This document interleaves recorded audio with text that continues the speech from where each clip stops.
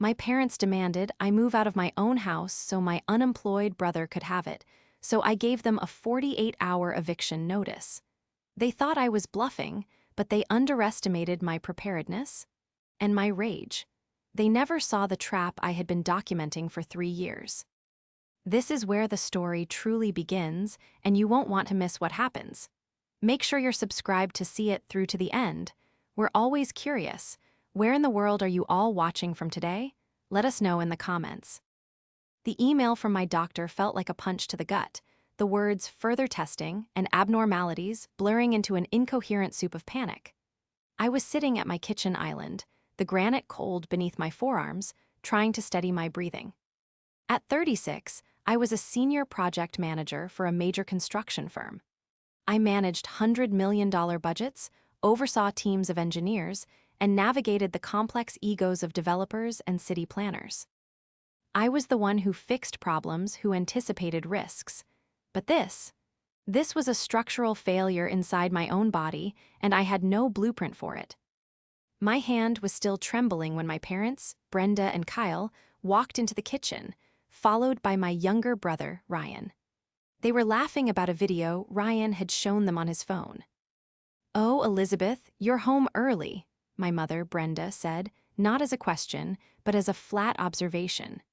She glanced at the half-full glass of water in my hand, her lips pursed in that familiar, subtly critical way. "Just got in," I managed to say, my voice thinner than I liked. "Good," she said, pulling out a chair. "Kyle, Ryan, sit down. We wanted to talk to you, Elizabeth. It's a family meeting." A family meeting was Brenda's term for an edict. It was never a discussion, it was a pronouncement. "What's going on?" I asked, trying to push aside the cold dread from the doctor's email to make room for the more familiar, low-grade anxiety my family specialized in. "Well," Brenda began, smoothing the front of her blouse, "your father and I have been talking, and we've decided it's time for a change." I looked at my father, Kyle.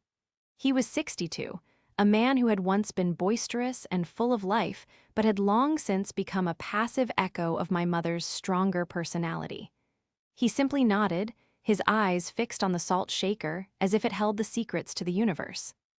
My brother Ryan, however, was practically vibrating with a smug, self-satisfied energy. At 25, he was the perpetually misunderstood golden child, a recent college graduate in a field he'd changed 3 times who was exploring his options, which, for the last 8 months, meant sleeping until noon and trying to become a video game streamer. "Ryan is ready to take the next step in his life," Brenda continued, her voice taking on the saccharine tone she used when she was about to ask for something outrageous. "He needs his own space to grow, to build his brand. He can't do that cooped up." I blinked, confused. Cooped up, he has the entire second-floor guest suite. I had it rewired for his computers. "Don't be difficult, Elizabeth," she snapped. "It's not about the suite, it's about the house. This house." A slow, cold understanding began to creep up my spine, far colder than the medical fear. "What about this house?" I said, my voice hardening. "My house." "Exactly," Brenda said, smiling as if I'd finally solved a clever riddle. "It's too big for you, you're always at work. And now with whatever is going on with your health," she waved a hand dismissively, as if my potential illness was just an inconvenient scheduling conflict. "You should be downsizing, focusing on that." "What are you saying, Mom?" "We're saying," my father, Kyle, finally spoke, his voice mild, "that it's time for you to find a nice apartment. Something smaller, more manageable for a single woman. Ryan needs a proper start. He needs this house." I stared at them. The blood drained from my face, and the doctor's email was momentarily forgotten, replaced by a roaring in my ears. 3 years. For 3 years, they had lived here in my house, rent-free. After their luxury boutique went bankrupt, wiping out their savings, I had taken them in. I paid the mortgage off 5 years ago, a milestone I'd celebrated alone. For 3 years, I had paid every single bill: the property taxes, the utilities, the groceries, the high-speed internet for Ryan's career. I had paid for everything. And now they weren't asking. They were telling me to leave my own home. You want me to move out? I whispered, the words tasting like ash. Yes, Brenda said, her smile unwavering. It's the practical solution. We'll stay on, of course, to help Ryan manage the property. He deserves a good start, Elizabeth. You're already established. It's only fair. Ryan, who hadn't said a single word, just smirked and leaned back, crossing his arms. It was the look of a prince who had just been handed his kingdom. The panic from the doctor's email evaporated, replaced by something else. A sudden, terrifying clarity. It was the same feeling I got on a job site just before I found a critical flaw in the plans, a moment of absolute, ice-cold focus. They saw me as an obstacle, an inconvenient tenant in my own life. I looked at their expectant, entitled faces, my mother's smugness, my father's weak avoidance, my brother's lazy triumph. And I felt the last, fragile thread of familial duty snap. The betrayal was worse than the diagnosis. The silence that followed my mother's pronouncement was heavy and suffocating. It was broken only by the hum of the refrigerator, a sound that I was suddenly, acutely aware I paid for.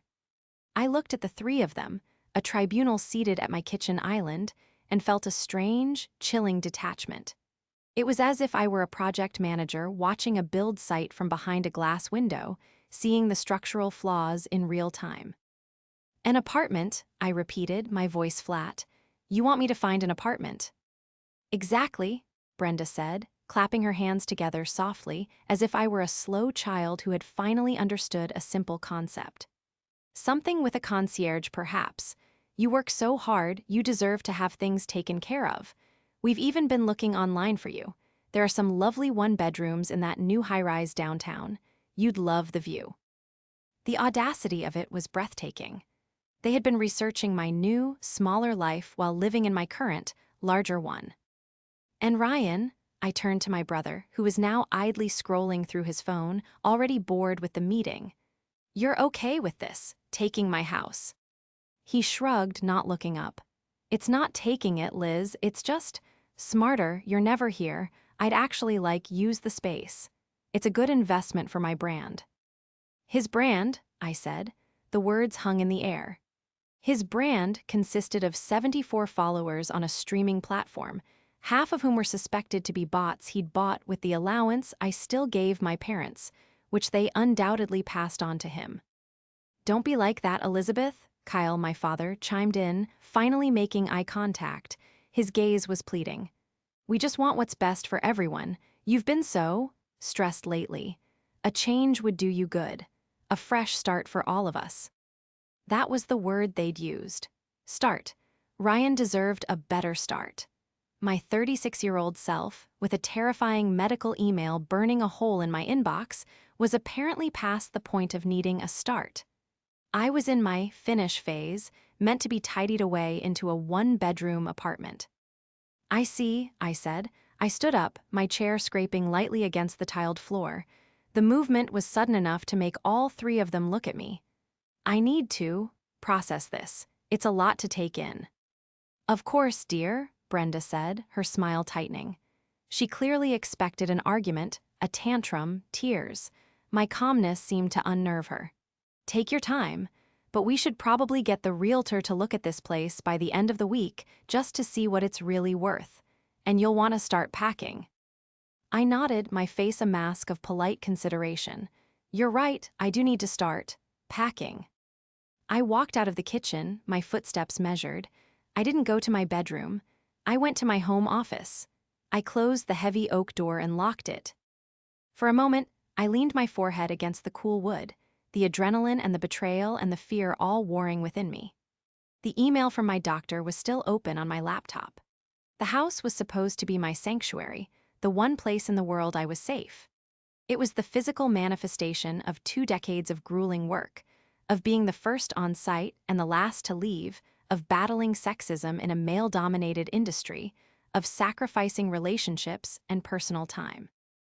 I had bought this house at 28, a feat that had made my parents swell with a strange, possessive pride. Now, that pride had curdled into pure, unadulterated entitlement. I sat down at my desk, my spine rigid. I took a deep breath, pushing the medical fears into a box. I could only handle one crisis at a time, and the one in my kitchen was more immediate. I opened my laptop. I didn't look at the medical portal. I opened a different file. It was a password-protected, encrypted spreadsheet I had named Household Ledger 2022. It had tabs for 2023, 2024, and the current year. For 3 years, I had meticulously documented everything. My profession had made me pathologically organized. Every utility bill, every property tax payment, every Costco receipt for the mountains of food they consumed, every cash transfer I'd sent them for incidentals. It was all there, with dates, amounts, and scanned receipts. I had started it in the beginning, thinking it would be a temporary record, just to track how much their fresh start was costing. I'd told myself it was just for my own budgeting. But as the months turned into a year, and then 2, and their gratitude faded into expectation, the spreadsheet had become something else. It had become my insurance. They lived in my house, but there was no lease. They were not tenants, they were guests. Long-term, incredibly expensive guests. I looked at the grand total at the bottom of the 2024 tab. It was staggering. It was more than a down payment. It was a college education. It was a small business. My family thought they were ousting a tenant. They thought they were dealing with stressed Elizabeth, the dutiful daughter who would eventually just cry and give in. They had forgotten who I was. They had forgot I was the woman who built things, and who also knew, better than anyone, how to handle a demolition. A new thought, sharp and clear, cut through my anger. They had forgotten one crucial thing. They thought this was their house. They had forgotten it was my asset. And as a project manager, I never, ever let someone else control my assets. I saved a copy of the spreadsheet to a thumb drive. I opened a new email and attached it, sending it to my personal attorney with the subject line, "Urgent, please review." Then I started to type. To understand the sheer, blinding audacity of my mother's family meeting, you have to understand my family's mythology. The central theme, repeated since my childhood, was that I was the lucky one, the practical one. Ryan was the special one, the dreamer. My practicality, it was implied, existed to finance his dreams. This house was the perfect example. When I bought it, I was 28. I'd been working 60-hour weeks since I'd graduated, climbing the ladder at my construction firm with a relentless, single-minded focus. This house wasn't luck. It was the result of spreadsheets, disciplined saving, and foregoing almost all personal luxuries. It was a 4-bedroom colonial in a quiet, leafy suburb, a symbol of stability. When my parents, Brenda and Kyle, lost their business 3 years ago, I didn't hesitate. Their boutique, B&K's Finery, had been a monument to their worst impulses, overpriced, poorly managed, and funded by a series of loans they couldn't service. The financial ruin they'd faced wasn't a lightning strike. It was a slow, predictable collapse of ego and bad math. But they were my parents, so I opened my doors. "Stay as long as you need," I'd said. "Get back on your feet." The first few months were fine. My mother, Brenda, reorganized my pantry, a task I hadn't had time for, and my father, Kyle, took up gardening in the backyard. But getting back on their feet quickly translated into getting comfortable on my couch. Brenda, 61 but with the imperious energy of a dowager queen, had a resume that was 20 years out of date, and an attitude that suggested she was too good for any job that didn't involve consulting on high-end fashion. Kyle, a year older, was a man hollowed out by my mother's disapproval. He just followed. He fixed leaky faucets and then sat in the den, watching old westerns, a ghost in my hallways. Then, 8 months ago, Ryan had graduated and moved in, and the entire dynamic shifted from passive dependence to active entitlement. Ryan, at 25, was my mother's masterpiece. He was handsome, charming in a shallow way, and profoundly, deeply lazy. He had been told his entire life that his potential was a form of currency. He didn't need to work, he just needed to be. His profession was a joke. He claimed to be a content creator, an influencer, a day trader. In reality, he was a consumer. He consumed my high-speed internet, my electricity, and my food. He was a black hole of resources. The primary antagonist, however, was always my mother. Brenda was the one who stoked the fires.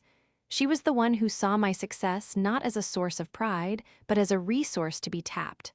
My house wasn't a home, it was a holding, and she was the acting CEO. I remember a conversation a few weeks ago, a perfect piece of foreshadowing I'd ignored. I'd come home late from a site inspection, covered in dust, to find Brenda and Ryan in the kitchen, sipping wine that I'd bought. "Elizabeth, darling," Brenda had said, not looking up from a magazine. "That car of yours is looking a little drab. It's not a good look for a woman in your position." I drove a reliable 5-year-old SUV. "It gets me to work, Mom." "Yes, but Ryan was saying, your brand is important. He's trying to build his brand, and it's hard for him to be creative when he's picked up from his networking events and that." "He can get a rideshare," I'd said, baffled. "Don't be silly, he's your brother," she'd countered, as if that explained everything. "He was thinking, and I agree, that you should probably lease him a new car, a nice white sedan. It's a tax write-off for you, I'm sure." I had laughed, thinking she was joking. Was not. The conversation ended with her sighing about my lack of family feeling. My sacrifices were not viewed as gifts, they were logged as investments they were entitled to. My home was just the biggest line item. My mother's vague, polished appearance, always dressed in clothes I'd paid for, her hair perfectly coiffed from a salon I'd funded with pocket money I gave her, was a facade. Underneath it was a disingenuous, grasping desperation. She had failed in her own life, and now she was determined to run mine, to correct her past failures by liquidating my assets. She had convinced herself and my father that my success was a fluke, a bank account they were all meant to draw from. And in her mind, Ryan, the special, dreaming boy, was the one who truly deserved it. I was just the practical, lucky one. I was just the bank. And the bank, in her opinion, was overdue to be robbed. That night, after the family meeting, as I sat in my locked office, I finally understood. This wasn't a misunderstanding. It was a hostile takeover. The morning after the family meeting was one of the strangest of my life. I woke up at 5:00 a.m., my usual time, but not from my alarm. I woke up from a place of pure, cold resolve. The doctor's email, the abnormalities, were still a fog of fear in the back of my mind, but the immediate threat, the one sleeping in the guest suite down the hall, had pushed its way to the front. I went through my morning routine with mechanical precision.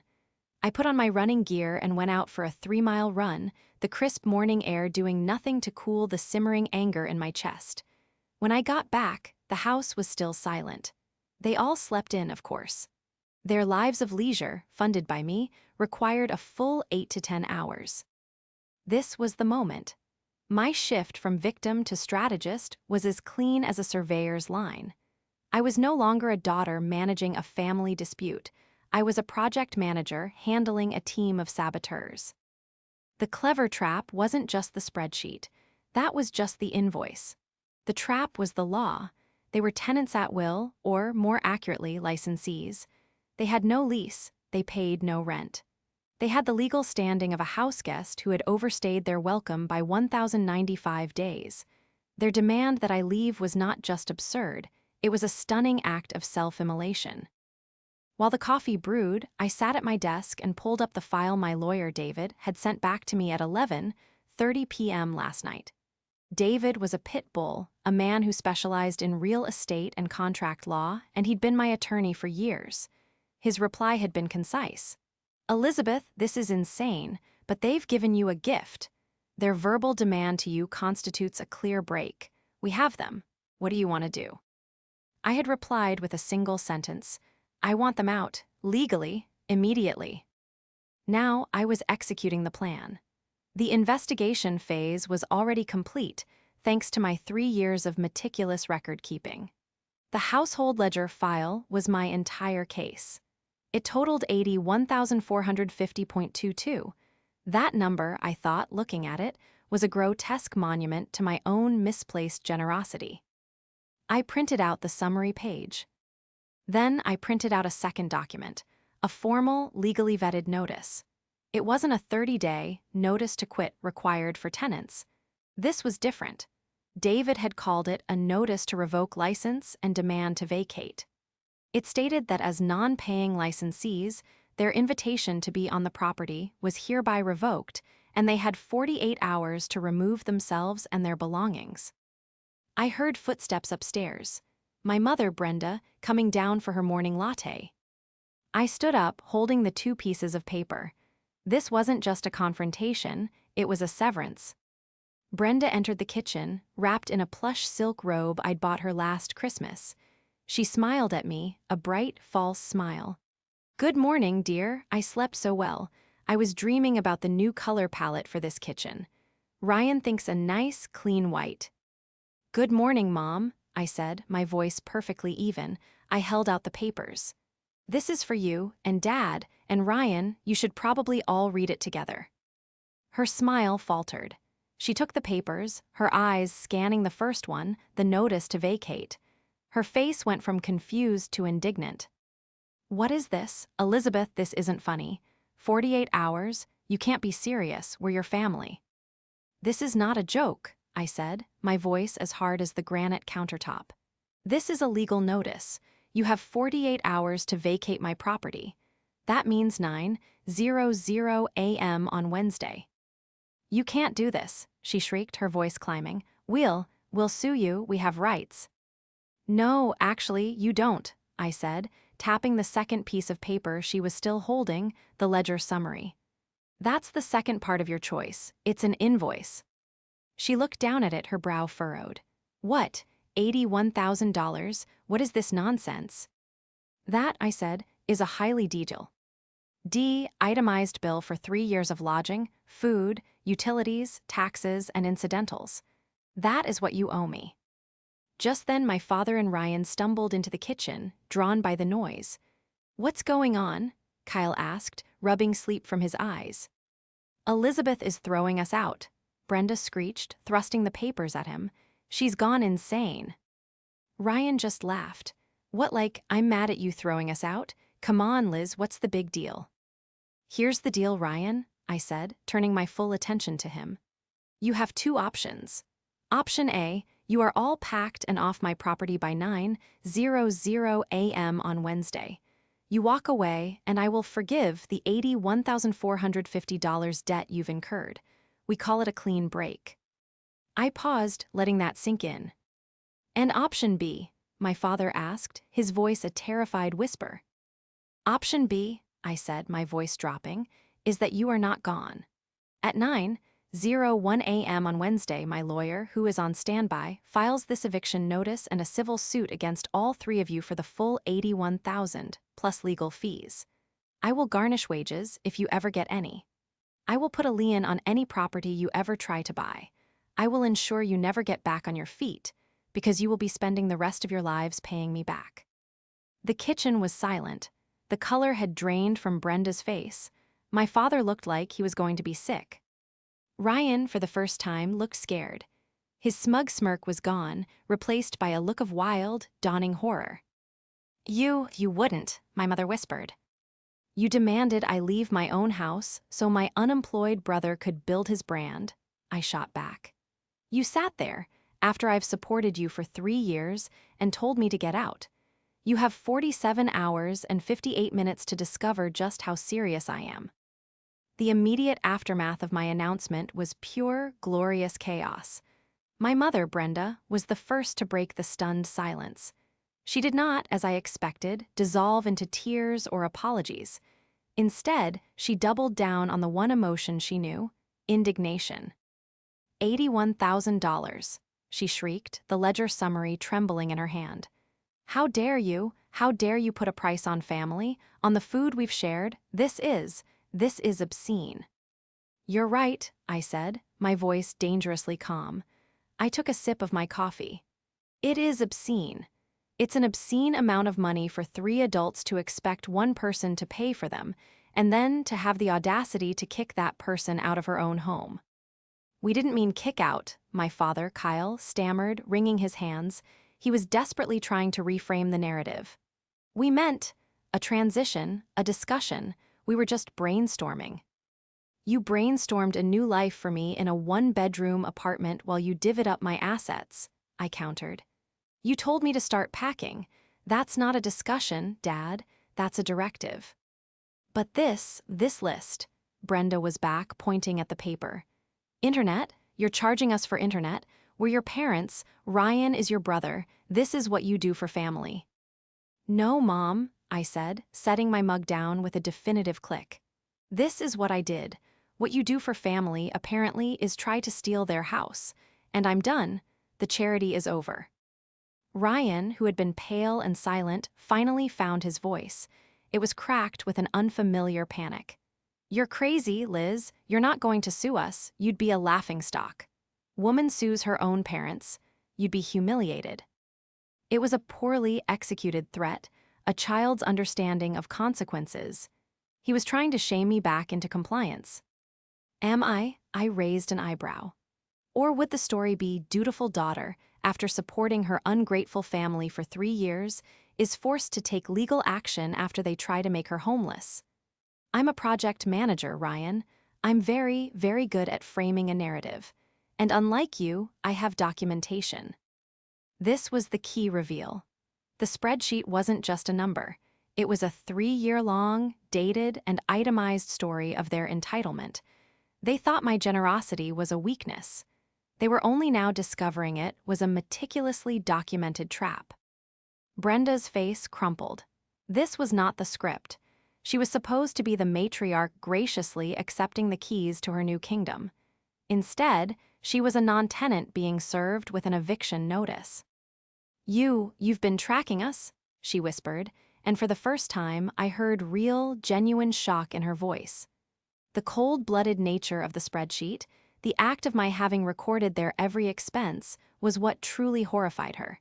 It was proof that I hadn't been a passive victim, I had been an accountant. I track all my projects, I said simply, and this project is now officially over budget and cancelled. The clock is ticking. My father was the one who finally broke. He sank into a kitchen chair and put his head in his hands. Brenda, my God, what have we done? She's right. Oh, God, she's right. No, Brenda wheeled on him.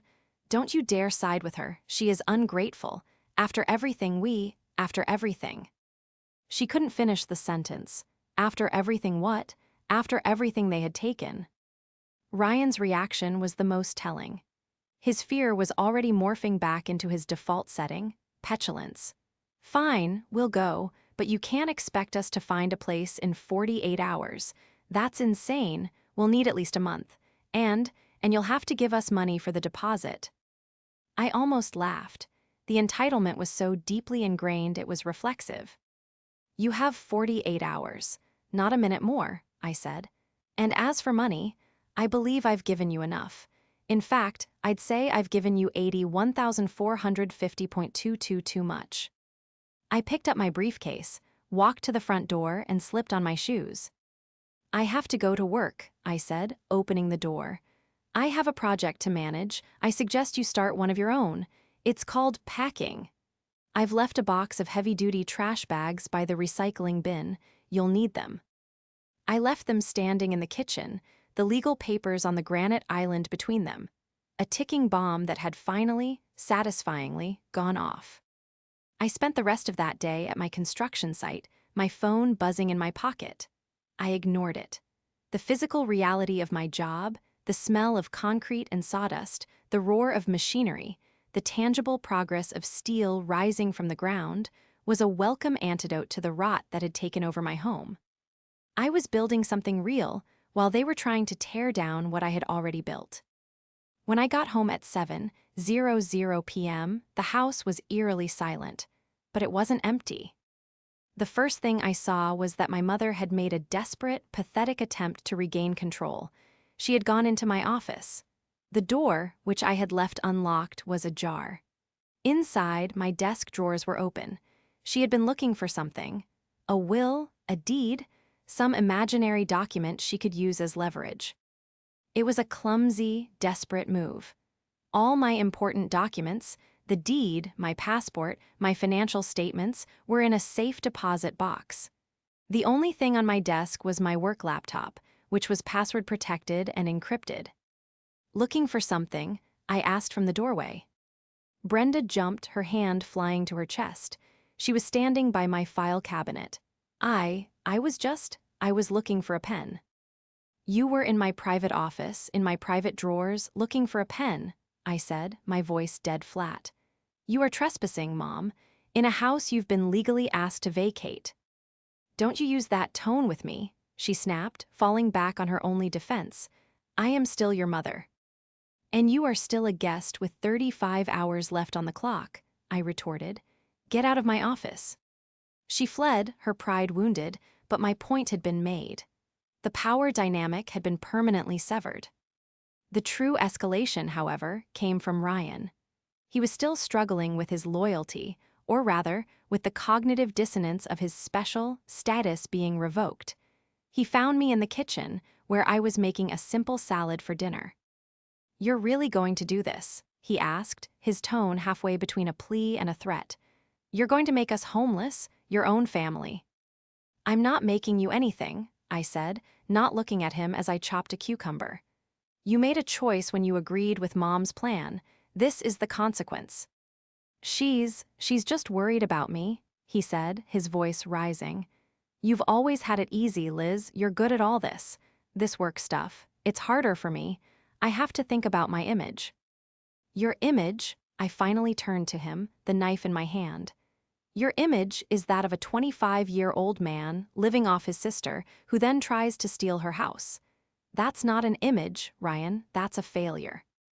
The word hit him like a physical slap. He'd never been called that before. You're just jealous, he spat, his face turning an ugly shade of red. You're jealous because Mom and Dad have always cared about you more, I finished for him. You're right, they have, and look at the result. I'm a self-made woman who owns her own home. You're an unemployed child who's about to be homeless. You can have their love, I'll keep my house. The final, irrefutable proof wasn't a document, it was a phone call. The next morning, 24 hours into the 48-hour notice, my father cornered me by the garage. He was a broken man. Elizabeth, he whispered, his eyes red. Please, don't do this. Your mother, she's not well, she's just so disappointed in how her life turned out. She wanted what you have. She wanted what I have, I repeated, so she decided to just take it. We made a mistake, he pleaded, reaching out to touch my arm. I stepped back. You made a plan, I corrected him, and it backfired, but thank you, Dad, you've just confirmed my case. What case? My lawyer David, I said, Justin C. As this went to court, he wanted to prove malicious intent. Your wife snooping in my office, Ryan demanding a deposit, and now you admitting that your brainstorming was a deliberate attempt to take my property because you were disappointed in your own lives. It's a slam dunk. The case is built. My father's face went ashen. He wasn't just losing a free house. He was realizing he had been outmaneuvered at every single turn. The spell my mother had woven around him, the fantasy that they were a wronged, noble family, was broken by the cold, hard reality of my spreadsheet and my lawyer. What do we do? He asked, his voice a child's. You have 24 hours, Kyle, I said, using his name. It felt foreign but correct. I'd suggest you stop talking and start packing. The desperate attempts to regain control had failed. The investigation was complete. The case was built. All that was left was the eviction. The final morning dawned bright and clear. Wednesday, 8:00 a.m. I had taken the day off work. I sat in my living room on my sofa, drinking my coffee. The house was a disaster zone. For the last 36 hours, my family had operated in a state of frenzied, disorganized panic. There was no teamwork, only accusations. I'd heard them arguing late into the night. Brenda blamed Kyle for not being a better provider. Kyle blamed Brenda for her pride. They both blamed Ryan for being a useless burden, and Ryan, in turn, blamed them all for ruining his life. It was the sound of rats fighting in a trap of their own making. At 8:30 a.m., Ryan emerged, dragging a massive suitcase. "I found a place," he mumbled, his eyes on the floor. "A room with 3 other guys." "I'm happy for you, Ryan," I said, my voice neutral. "You're finally building your brand." He flinched and hurried out the door, not looking back. He didn't say goodbye, he didn't thank me, he just left, one down. At 8:45 a.m., my parents came down the main staircase. They were dragging 2 suitcases each. Their lives, it turned out, could be condensed quite easily when they weren't living off mine. My mother's face was a mask of furious, tear-streaked pride. My father just looked old. "So this is it," Brenda said, her voice shaking with rage. "You're really doing it. You're throwing your own mother and father out onto the street." "I am not," I said, standing up. I set my coffee mug down. "I am reclaiming my property, as I am legally entitled to do. You found a place to go." My father had, in a moment of sheer desperation, called his sister, my Aunt Clara, a woman my mother despised and had not spoken to in a decade. Aunt Clara, upon hearing that her brother was about to be literally on the street, had grudgingly offered them her spare room in her tiny, 2-bedroom condo an hour away. Your aunt's," Kyle stammered, his face red with the humiliation. Just until." "You get back on your feet," I finished. "A fresh start, I'm sure it will work out this time." The silence was deafening. The public showdown wasn't a crowded room. It was this, right here. The 4 walls of the home I had paid for, bearing witness. My mother, Brenda, looked around the foyer, at the hardwood floors I'd refinished, at the chandelier I'd picked out. This was her last stand. "You will regret this, Elizabeth," she hissed, her eyes narrowing. "One day you will be old and you will be alone, and you will call us, and we will not answer." It was meant to be a curse. It sounded like a promise. "Okay," I said. That one word, so calm, so final, broke her. She let out a sound, a frustrated guttural sob, and grabbed the handle of her suitcase.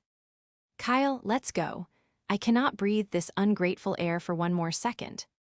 My father paused at the door. He looked at me, his eyes filled with a lifetime of weakness and regret. He opened his mouth, as if to say something, an apology, an excuse, a final plea. I just looked at him, my expression unyielding. I was no longer his daughter. I was the project manager, and he was a contractor who had failed to deliver. He closed his mouth. He turned, picked up his bag, and followed his wife out the door. I watched them load their bags into their old, sputtering car. I watched them drive away. At 8:59 a.m., my property was clear. At 9:00 a.m., I closed the front door. At 9:01 a.m., I engaged the deadbolt, and then I walked through my house. My house. The guest suite reeked of Ryan's body spray. My parents' room had a few pieces of trash they'd been too proud to pack. I went to my phone. I didn't call my lawyer. I called a cleaning service. And then I called a locksmith. And as I sat there, in the sudden, absolute, and beautiful silence of my own home, I opened my laptop and finally, clicked on the email from my doctor's office to schedule my follow-up tests. Whatever happened next, I would face it. Alone and free. The downfall of my family was not a dramatic explosion. It was a quiet, definite V crumbling. The locksmith arrived by 10:00 a.m. The sound of the drill changing the tumblers was the most satisfying sound I had ever heard. By noon, a team of professional cleaners had descended.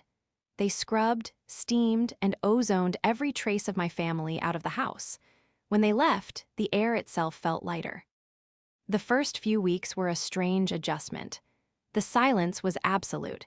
I would come home from work and instinctively brace for an argument, a passive-aggressive comment, or a request for money. But there was nothing, just peace. My follow-up tests came back. The abnormalities were benign cysts, stress-induced, my doctor suggested. The irony was not lost on me. I had cut out the 300-pound tumor of my family, and my body was already thanking me for it. About a month after the eviction, I received a call from my Aunt Clara.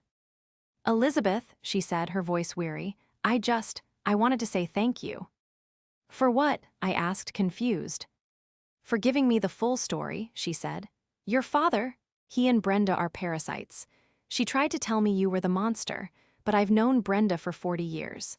And then I saw that spreadsheet you'd sent David, who forwarded it to me. My God, child, they're staying in my spare room and I've already had to lock up my credit cards. They haven't changed. The antagonist's downfall was precisely what they deserved: social exile. Aunt Clara, armed with my documentation, had called every other relative and set the record straight. There were no more couches to surf, no more lines of credit to open. Brenda and Kyle were, for the first time, truly on their own. The last I heard, Kyle had taken a job as a part-time greeter at a hardware store, and Brenda was applying for cashier positions. Ryan's brand imploded. His roommates, it turned out, were not interested in funding his lifestyle.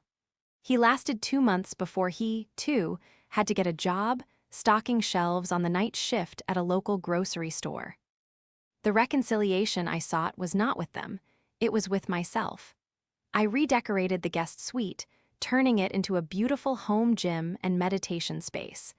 I reclaimed my office. I bought a new, plush sofa for the living room and binge-watched shows without anyone complaining about the noise. 6 months later, David, my lawyer, called. You're not going to believe this, he said, and I could hear the laugh in his voice. They tried to file a suit, wrongful eviction and emotional distress. You're kidding, I said, not at all surprised. It was thrown out before it even saw a desk, he said. The judge apparently laughed, but that's not why I'm calling. The civil suit we filed, the $81,001, they're terrified. They want to settle. Settle with what? They're proposing a payment plan, $100 a month, for the rest of their natural-born lives.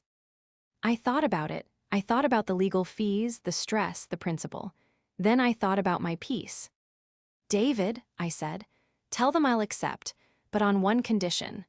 The agreement includes a permanent, legally binding no-contact order. They are never to call, text, email, or come within 500 feet of me or my property ever again. He agreed. The papers were signed. My peace was now legally codified. My life is quiet now. My work is challenging and fulfilling.